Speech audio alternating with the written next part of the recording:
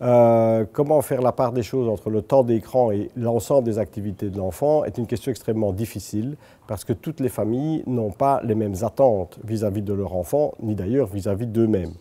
Il y a des lignes de conduite qui peuvent être édictées mais qui seront toujours très vagues.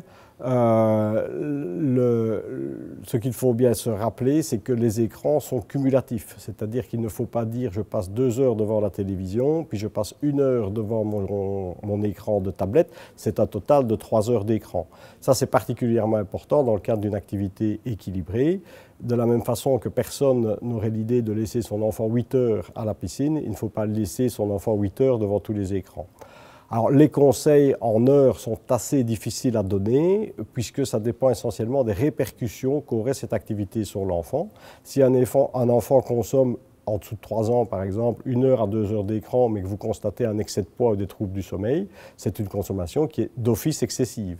Si vous constatez qu'un adolescent reste 10 heures sur l'écran, mais qu'il veut faire de son métier monteur de jeux vidéo, il faut plutôt le voir dans le cadre d'un intérêt personnel et pas dans le cadre d'une consommation purement ludique et qu'il ne ferait rien d'autre.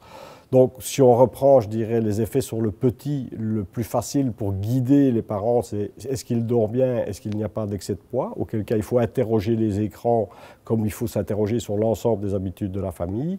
Si par contre on se trouve devant un adolescent dont les résultats scolaires sont en chute catastrophique et qu'il consomme des écrans, il faut voir pourquoi il consomme des écrans.